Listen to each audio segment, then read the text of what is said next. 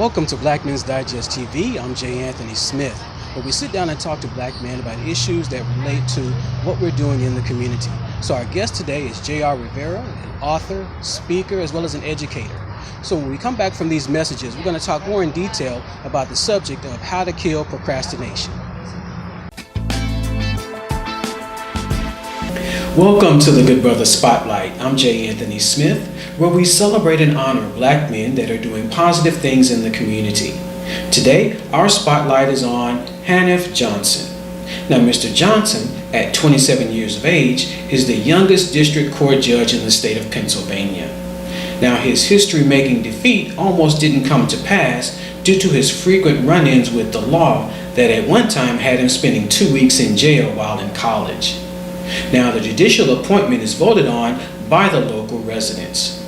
Now, the reason why he wanted to take on this opportunity is that he wanted to make a change in his community and felt that taking the law into his own hands, literally, was the best route to go. So we salute you, Hanif, on standing up and being able to take a stand and be the voice of reason and the voice of law in the state of Pennsylvania. So Hanif Johnson, you are a good brother. Now, if you know of someone that you would like to nominate for the Good Brother Spotlight, please send an email to jsmith@neosoul.biz.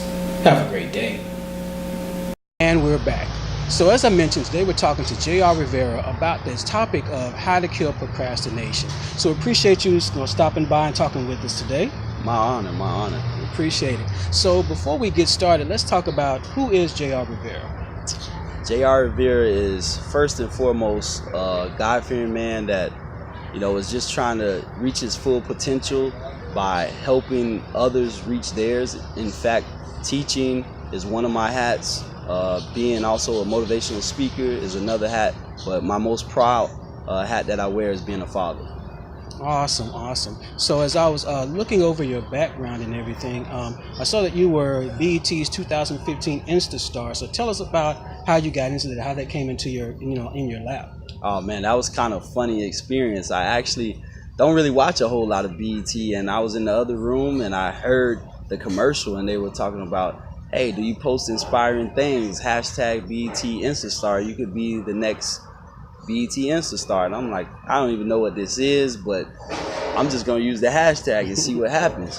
And I had been posting motivational things for a full year. Every single day, Monday through Sunday, I was posting a motivational video. So I had a small audience of people that were actually inspired by what I was doing and how I was doing it. So I just reached out to them, and then I had taught at over 3 or 4 schools at that point. So I just reached back to some kids and started telling them, hey, could you post this and do that? And it became a group effort, and slowly but surely we took over that #1 spot and became the most inspiring Instagram in the whole United States. At first I got that inbox from BET and I was like, did BET really just inbox me?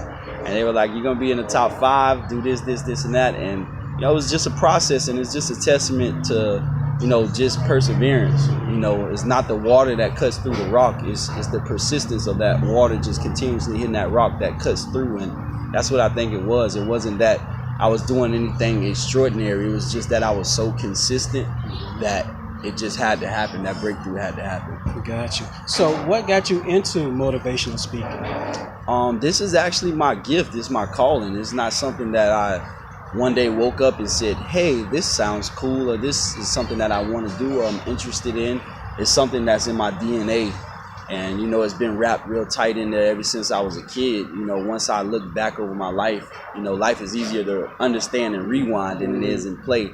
And I kind of rewinded some of those times. And ever since I was in Little League, my coach would, hey, go speak to the team. He'd tell me to speak to the team. Or guys were coming to me for motivation and advice all the way throughout college. And even when I played professionally, guys were asking me for advice and, ways to do things. And, I just would post little motivational things. And when I realized it, I was already a professional athlete and I was playing arena football. And I was like, I got to be something else that I'm good at other than football. There has to be something else.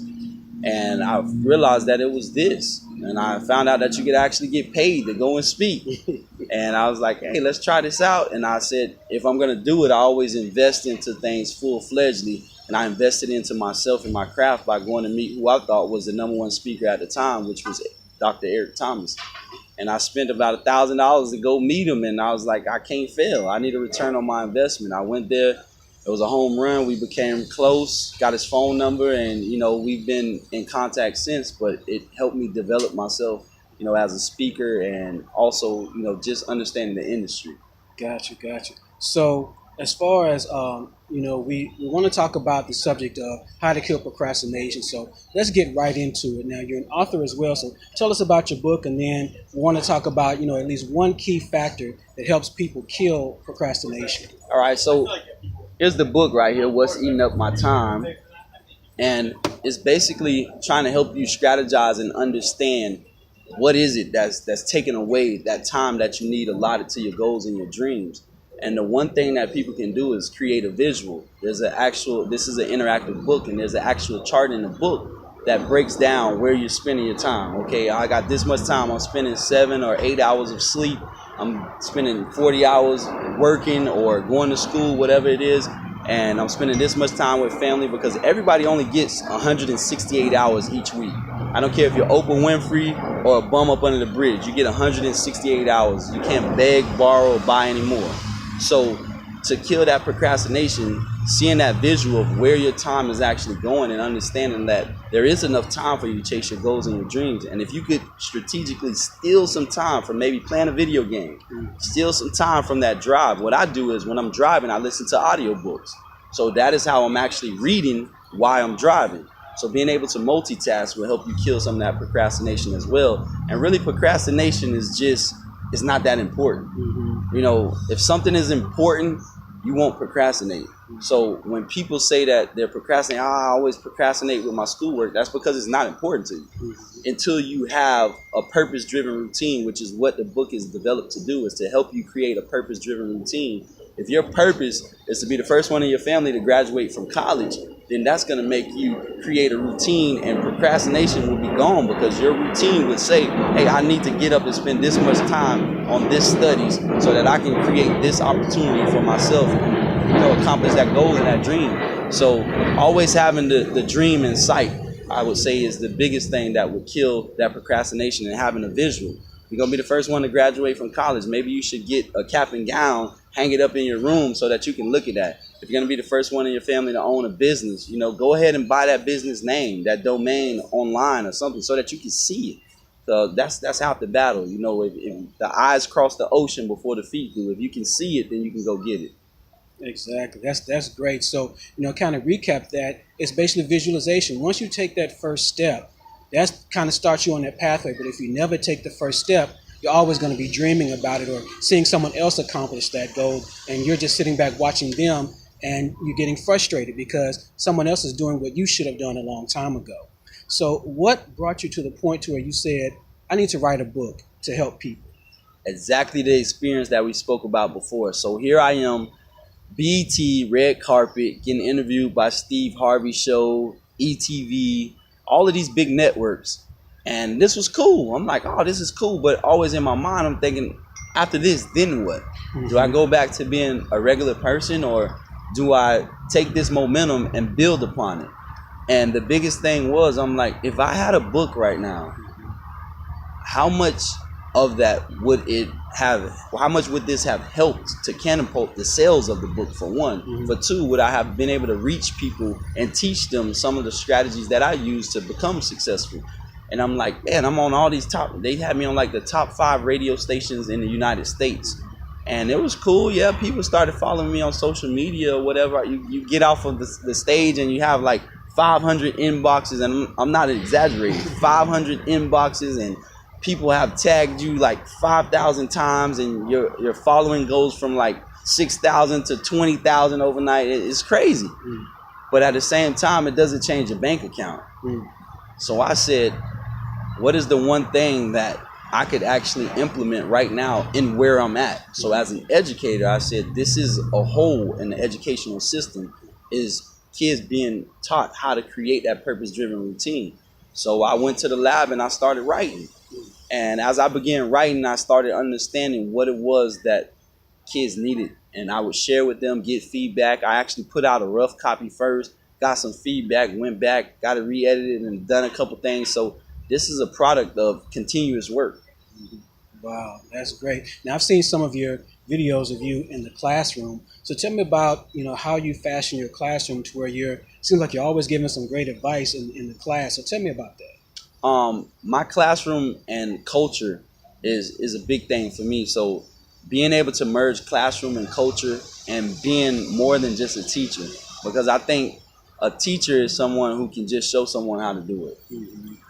But when you're able to not just show them how to do it, but actually get them to want to do it, then you're inspiring them to be better.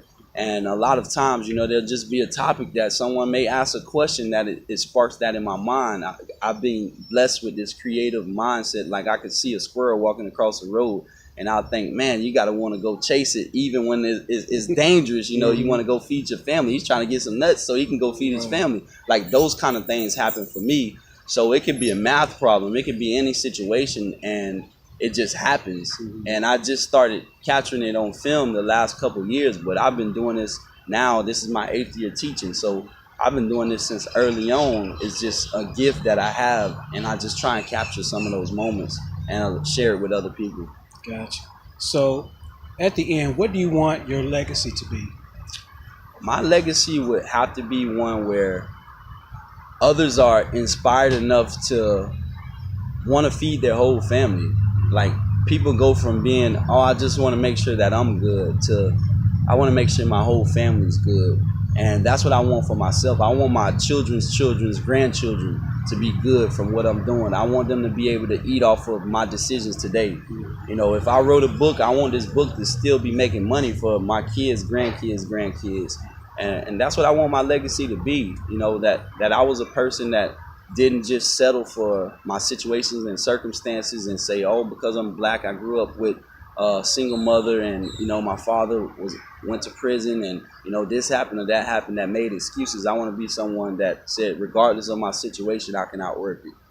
Awesome. That is great. So we've been sitting down talking with JR Rivera about the topic of how to kill procrastination. And he's mentioned one main thing is to just basically get out and do it, visualize it, and then take that first step. Now, if you want to know what steps 2 and 3 are, you got to pick up the book. So, the book is available on Amazon. We'll put the information in the description box below so you can find out more and purchase and help support as well. So where can people find you on social media?